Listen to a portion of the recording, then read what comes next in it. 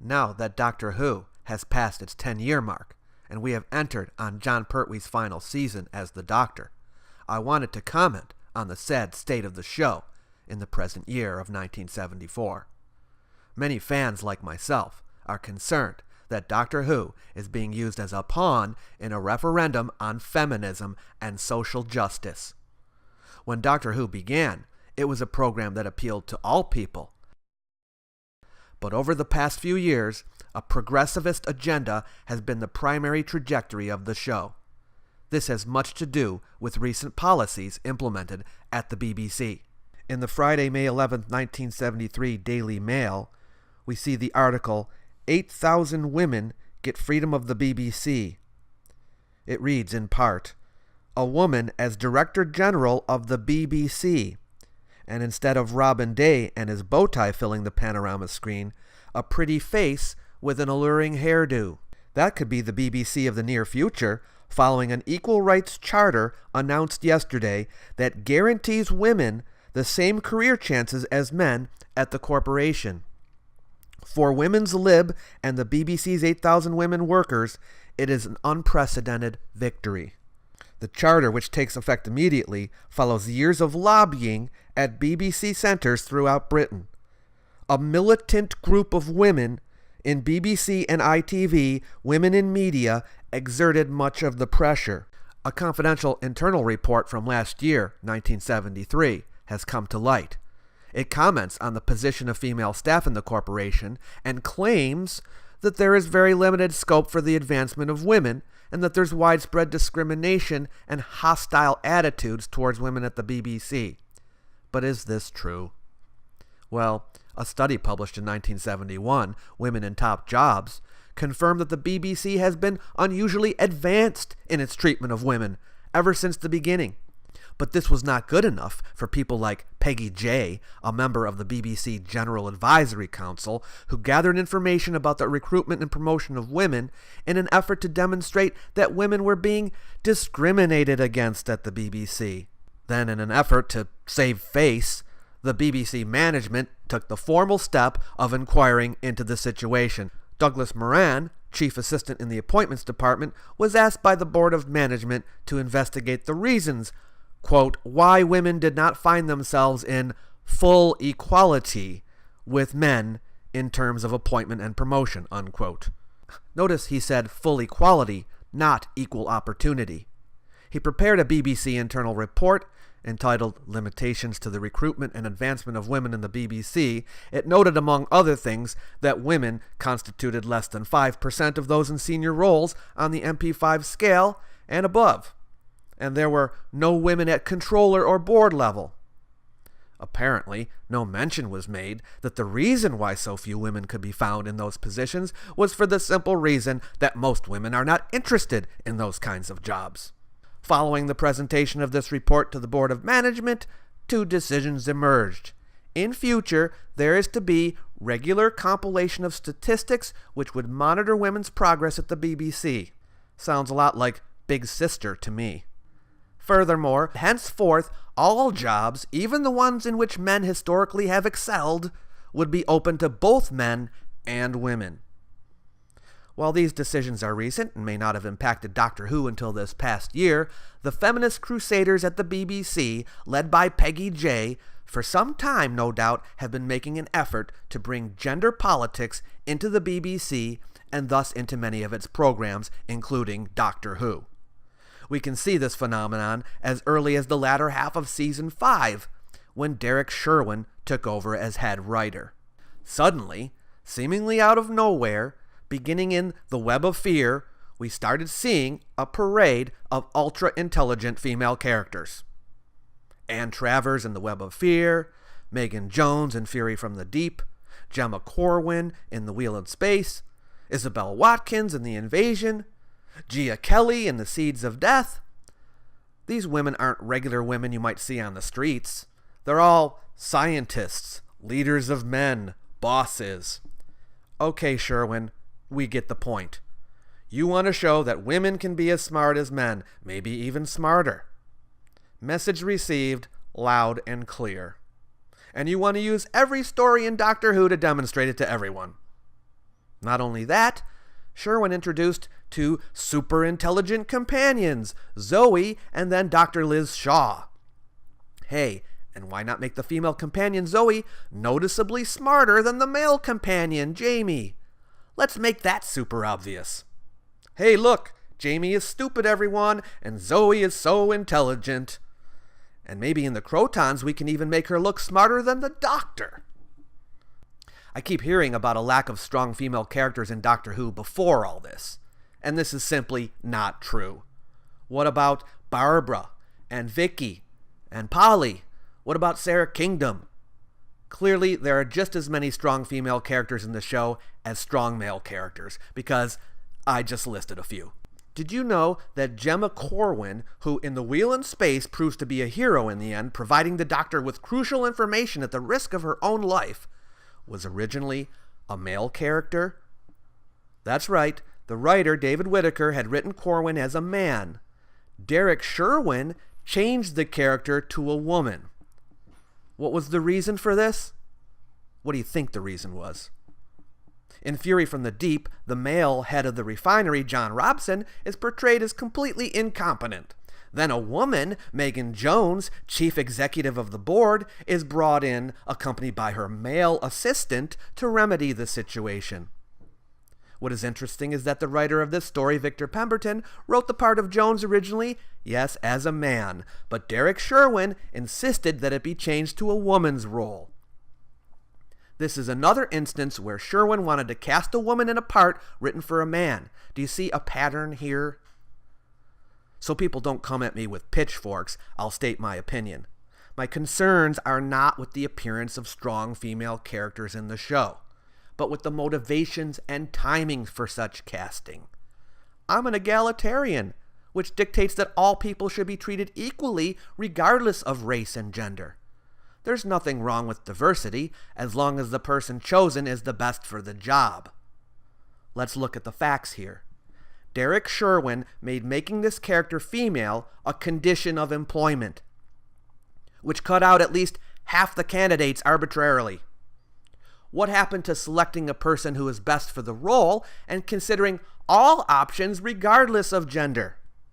Only considering one gender in order to prove how virtuous one is, at the behest of discriminatory BBC policies, does give fans legitimate reason for concern. Choosing or not choosing an individual because of their gender is discrimination, plain and simple. What we don't want is a situation where the gender of the character comes first and the story comes second. Make it about the stories, not about social justice and feminism. The actresses who played Gemma Corwin and Megan Jones clearly had a discriminatory BBC policy working in their favor. Of course, we know what demographic is being discriminated against. I'll let you put on your thinking caps and see if you can discern which demographic I'm referring to. This is no longer about making quality entertainment. It's about agenda pushing. I guess Sherwin, being a man, thinks he himself is immune to being replaced by a woman. His rule, I guess, only gets applied to other people. If it's all about giving women jobs, then why didn't you step aside and give your job to a woman, Derek?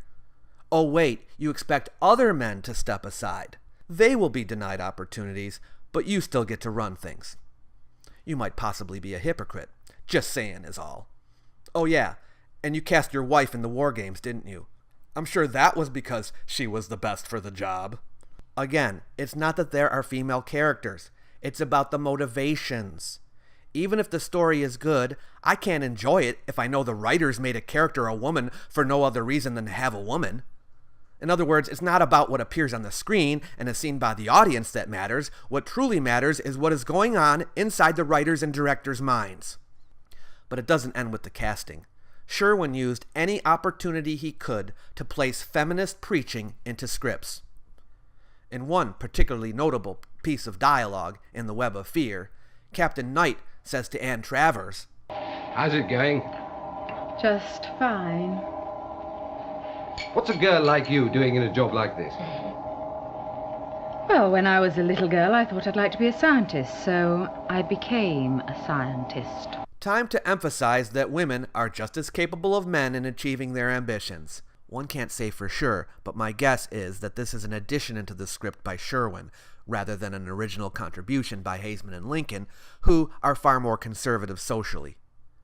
Was there a narrative reason for placing this little exchange in the script? Did it advance the plot in any way? Of course not. Sherwin just wanted to preach at us. He wrote a similar piece of dialogue in his story, The Invasion. Oh, so you're right. It could well be the sort of proof I need to get some action. Well, all I need is my cameras from the house, and then I'm all set. Now, wait a minute. This is hardly a job for you. Why ever not? Well, you're a young woman. This is a job for my men. Well, of all the bigoted, anti-feminist, cretinous remarks... This is no job for a girl like you. Now, that's final. Oh, you man! The Brigadier rightly expresses his concern for the safety of the women, and she describes his remarks as bigoted, anti-feminist, and cretinous, and then adds stupid and idiotic as well. That's a direct attack on masculinity. Good old-fashioned man-bashing. The first Doctor looked out for his female companions in this way. Did you ever hear them snap back at him with insults like this? Now, some could argue that this is simply the personality of one of the characters, and her statements are not meant to express the opinion of the writers or the BBC. But I don't buy this argument. There is clear subtext here. While perhaps younger fans with very little life experience may find this amusing, anyone who possesses even a modicum of higher reasoning skills, like me, should be able to see right through this. The line panders to extreme second-wave feminism. Season 6 saw the lowest ratings since the show began. When looking at statements such as the ones I have shown you, can you really argue that they played no part in the show's ratings decline? You thought it was bad during the Bryant-Sherwin era. That's nothing compared to what has happened under Barry Letts and Terrence Dicks.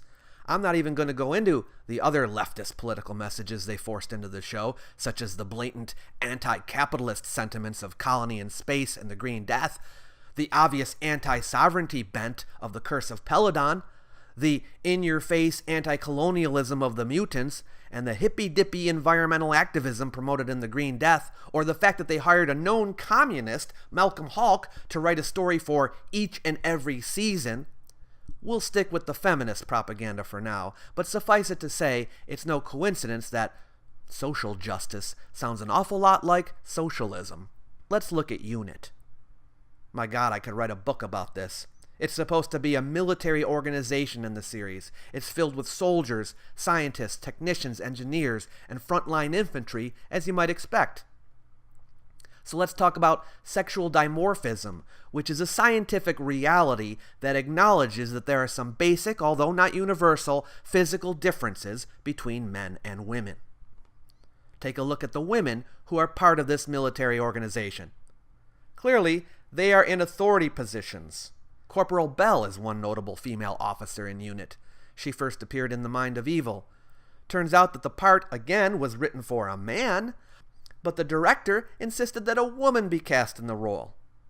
Note that he did not decide to cast either a man or a woman, depending on who was the best. No, he cut out all men from consideration. Only a woman allowed. Corporal Bell was loved by the Doctor Who hierarchy enough that she returned in the Claws of Axos. Corporal Bell is of higher rank than Sergeant Benton, and most of the soldiers in the unit forces. From the point of view of pure meritocracy, how would this work? Something that the BBC and its writing staff has clearly disregarded. In the real world, usually the commanding officer in charge of a group of soldiers got there by being the best leader of men, one of the strongest, if not the strongest, most competent, best motivator, smartest, and hardest working soldier. How could this woman lift Sergeant Benton over her shoulder if he was wounded in a battlefield situation? I can't believe that we have to have a basic discussion about the strength and size differences in the physical makeup between the sexes. But that's where we're going to go now because of this liberal propaganda. To say nothing about the fact that women are more psychologically risk-averse than men, and men are more predisposed to riskier and more dangerous activities, for very good evolutionary reasons, by the way. Men might find it very difficult to take a female leader seriously, because there's simply no way that she's got their back. These men would not really feel safe or confident in her abilities. Could she really keep them safe? Men have on average 48% more upper body strength than women. In serious survival situations, it's difficult to take a superior seriously if you know they're not only smaller than you, but significantly weaker, and that you could kick their butt. Now I know Doctor Who is fiction, but we are getting beat over the head with this propaganda to try to normalize it in the media. This is reality-denying feminist propaganda. Also, having a mixed military like this would just cause men to be highly distracted by the female officers for very obvious reasons. The only way this woman could achieve such a position would be through the sexism of affirmative action. In other words, she didn't get there on merit. It's just another subtle attack on masculinity, trying to make the genders seem interchangeable. Feminists want to reconstruct us into a gender-free society so there's no difference between men and women. To them, we're all just human beings. Now let's turn to the dialogue. Here's a quote from The Time Monster, everyone's favorite episode. I say this sarcastically, of course. It seeks to demean men and portray them as not normal or something that is deficient, while using women as a benchmark for normality. And there's no need for you to be so patronizing, Professor. Look, just because I'm a woman, there's no need to treat me like... No, I'm sorry. You're quite right, Doctor. Please forgive me. That man... I don't know what infuriates me more. His dictatorial manner or that infernal courtesy of his. It's all the same, really. A bland assumption of male superiority. May God bless the good ship women's lib and all who sail in her. Men. It's their conceit that bugs me. Hey, I'm on your side, remember? Oh, you don't count. You know, Stuart, for a so-called member of the dominant sex, you are being remarkably feeble. Oh, why are you men so spineless? Lovey, I'm not men. I'm Stuart Hyde, registered card-carrying peanut coward. Not only is a woman in charge of this scientific lab, and a man her assistant, but she says things like this. Men are dictators. Men are conceited. Men are spineless. And her male assistant is such a milquetoast, he says nothing in his or men's defense. The male characters can't offer any kind of rebuttal. The angry, man-hating feminist bile that spews out of some of the characters' mouths simply goes unchallenged. Can this quote be seen as anything other than overt bigotry? You might look at this in isolation and just say, hey, it's playful banter, pretty mild and innocuous. Except you will never hear a male character say, why are you women so spineless, or anything else about women in general. Could you imagine? The feminist brigade would go ballistic. The BBC would be inundated with complaints from liberals and social justice, let's call them social justice warriors. Make a verbal dig at men's expense? No problem. Do the same thing to women? Nuclear apocalypse. The show wants us to know that men are inferior to women. While women are celebrated, men are the butt of jokes. Compare, if you will, how Ruth is portrayed compared to Stu and Sergeant Benton. What a wonderful message to give all the young boys that watch this program. Nobody wants to be lectured how horrible they are just for being them. This is despicable. By the way, did you notice the anti-Christian sentiment expressed by the Doctor in this story? Joe, would you condemn anybody to an eternity of torment, even the Master? No. No, I guess I wouldn't. No. Well, neither would I. Clearly, this is an attack on Christian beliefs, but we won't get into that now. Season 11 is probably the worst season of Doctor Who ever. The production team decides that they are now going to have a women's libber as a companion, a regular on the show. Heaven help us. Well, you can make yourself useful. We need somebody around here to make the coffee. If you think I'm going to spend my time making cups of coffee for you... Professor! What's that? That's my alarm clock. Oh, Doctor, kindly don't be so patronizing. Now, what is it really? It's a rhodium sensor. What were they shooting at? Shadows? Oh, come on, Doctor. Stop treating me like a child. Here we have the new companion, Sarah Jane Smith, dressed in feminist attire, attacking the Doctor directly. The Doctor. Is nothing sacred anymore? Even the main character of the show has to get lectured? Apparently now the Doctor himself is a male chauvinist pig. I'm not afraid of men. They don't own the world. Why should women always have to cook and carry for them? What else should we do? Stand up for ourselves. Tell the men you're tired of working for them like slaves. We are slaves. Then you should set yourselves free. It would seem the character of Sarah Jane Smith has no other character traits other than being a feminist. That's all she seems to want to talk about. She's going to take every opportunity she can to let you know about it. Next, we go to the abomination that is the monster of Peladon, the final part of which aired this past week. Women's liberation, Your Majesty. On Earth, it means, well, very briefly, it means that we women don't let men push us around. But I'm only a girl. Now, just a minute. There's nothing only about being a girl, Your Majesty. Do I have to show you any more? Isn't it obvious that the show is being used as a platform for women's lib? As you can see, the evidence is enormous that Doctor Who is promoting feminist narratives and outright man-hating in some of its episodes. Let's call it misandry. The feminist propaganda in the writing of Doctor Who has been unforgivable. But let me be clear. When fans say they are concerned that Doctor Who is morphing into a feminist program, they don't mean the good kind of feminism, the dictionary definition. Feminism was used effectively for Doctor Who's first 4.5 seasons. It reflected first-wave feminism, which was an important and ultimately successful attempt to gain equality for women. First wave occurred around the turn of the 20th century and was primarily focused on getting the vote. In most Western countries, women have had the vote for nearly a century. I mean, that is almost 20% of the time that the Western countries of today have been in existence. Plenty of time for women to have gotten into politics and be represented in government in proportion to how much of the population they encompass. With a few exceptions in some jurisdictions, women have won their victories and achieved equality. Now, in the 1970s, men and women are equal before the law in the Western world, and the aims of feminism have largely been accomplished. Recent Who reflects second-wave feminism, which is not about equality. It is a man-hating supremacy movement that focuses on the most mundane problems of society, things like abolishing chivalry, seeking government-funded abortion on demand, burning bras, and trying to prove the existence of the mythical unicorn known as the omnipresent patriarchy. Second-wave feminism focuses on these trivialities while ignoring real inequalities in the third world. Second-wave feminism sees sexism everywhere. Today's feminists believe that the problems of men do not exist or do not matter. They go up and down the country proclaiming the myth about the mistreatment of women.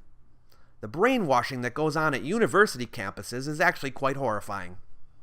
I think it's important to point out that Doctor Who's first producer was a female, a fact that I'm sure will be ignored by those pushing a feminist narrative. When all of your challenges have been resolved in the first world, where do you go from there? Given enough effort, you can find fault in almost anything. That's why they threw flower bombs at the Miss World contest in 1970, protesting against the so-called objectification of women. Shame on you all! You're degrading yourselves!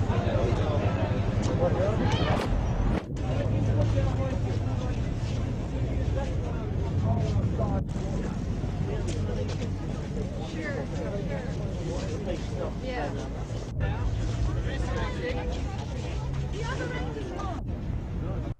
This, in a nutshell, is what second-wave feminism is.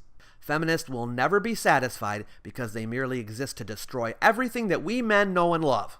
And when they finish, they still will complain. Nag, nag, nag. Frankly, I'm sick and tired of all the complaining. In marriage, feminists are right. There is an inequality. Most men have very little control when it comes to marriage, which becomes clear when you look at divorce. Divorce courts are generally one-sided, and the children are generally awarded to the woman, while the man gets the honor of paying for it, like I have to do for my ex. This alone proves that in marriage, women have it better than men. Yes, I know that divorce is the opposite of marriage, but still. Here's a clip from Phyllis Schlafly to clarify things for us. I think this is breeding a new type of social disorder. I think it is promoting a new type of narcissism, and it is an attack on the family as the basic unit of our society. The women's liberation philosophy is basically terribly negative.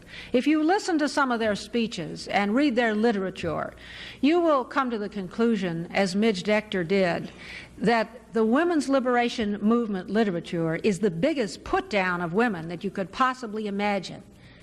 Their line runs like this: "Sister, when you wake up in the morning, the cards are stacked against you.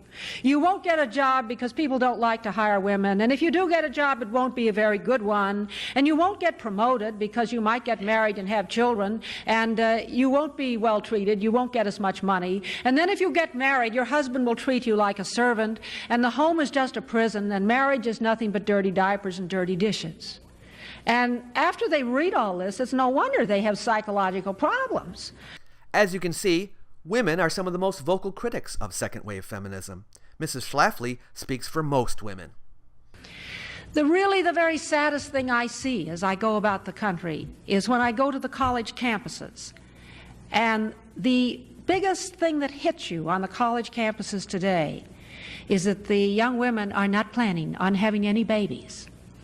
They've taken some women's studies courses, and they've been fed the line that of all the goals and careers that women should look for in this life, being a wife and mother has got to be the last. That they should go into any other type of career. And the peer pressure for career fulfillment to the exclusion of marriage and homemaking is powerful on the college campuses today. All you have to do is look at the fall in the birth rate and you see what has happened. And the more years that young women spend in college, the fewer babies they're having. Only a small percentage of people today in 1974 actually identify as feminists. This is not a movement supported by the majority of society. There may be a handful of women who call themselves feminists, who are reasonable, but most feminists are like the women in this picture. How do I know this? Because when I watch the news and read the papers, they are the ones I hear about. Feminists are not like the rest of us. They are unable to admit they are anything less than perfect. And men who call themselves feminists are basically liars. You don't support a cause because in your heart you really believe in it. You support it because you think it makes you look good. You think it makes you look superior to everyone else. In conclusion, Doctor Who is a science fiction fantasy program, and I'm greatly concerned that it is morphing into a political propaganda piece for feminism and social justice. I firmly believe that everyone is entitled to an opinion, and no, those who disagree with the approach of the current production team are not women-hating misogynists. I'm supportive of women, but I don't want to constantly hear about how great they are. I can't laugh at myself. I have no sense of humor, so I don't want to hear jokes made at my expense. What I have shown makes it clear that Doctor Who is less about a man who travels around in time and space in a police box and more about ideology, completely entrenched in second-wave feminism. Barry Letts has done nothing to allay the concerns of a sizable portion of his fan base. It's his responsibility, not ours, to interpret the messages he puts on the screen. Barry Letts, don't pretend we don't exist. You owe it to Doctor Who fans to address these criticisms to our satisfaction. The people who have been watching this show since the beginning, these are the people that you are pissing off, and if you lose them, the show is done. Personally, I think they should cancel the show after this season. There's nowhere else for it to go. Also, I think it's important to point out that while there are indeed many female Doctor Who fans, the vast majority are male. This, of course, is not meant to diminish the importance of Doctor Who's female fans. It is simply looking at the situation with a degree of pragmatism. Barry Letts forces far-left politics on a show that only ever had one political statement, standing up to tyranny. It used to stand up to authoritarianism, but now it is kowtowing to authoritarianism because the show is now all about female empowerment. To hell with men. This isn't good for kids, and it isn't good for society either. It proves that nothing is sacred, and I think it's just time to let go of the show. The left won't stop until they've destroyed everything that we men love. They don't want kids to think that men and women are different. They want to make us one homogeneous mass of human beings who deserve equal treatment. It's pretty sad, isn't it? They're nasty, vindictive bullies that don't want anyone to have any joy in their lives at the expense of other people. We don't know what terms exist between the Doctor Who production office and BBC corporate, but considering that they work for the BBC, one has to wonder how much of what appears in Doctor Who comes from higher up. I'm not saying I know for sure, but it makes you wonder. The BBC has always been an elitist institution, which reflects the nature of British society, of course. Progressivism, or regressivism as I like to say, is now cool amongst the elite classes. It seems that the more progressive you are, then the higher your stature. I truly believe that the more you want to include the excluded members of society in your group, the more elitist you are. These policies are so out of touch with the common man or woman in the majority demographic. The common folk are losing control over the narrative, and the elites don't really understand the common folk because they don't live in the real world. Regular people in the majority don't have any privilege, but those who direct these decisions have a lot of privilege. Everyone knows that people who work in the television industry are part of the top 1% of society.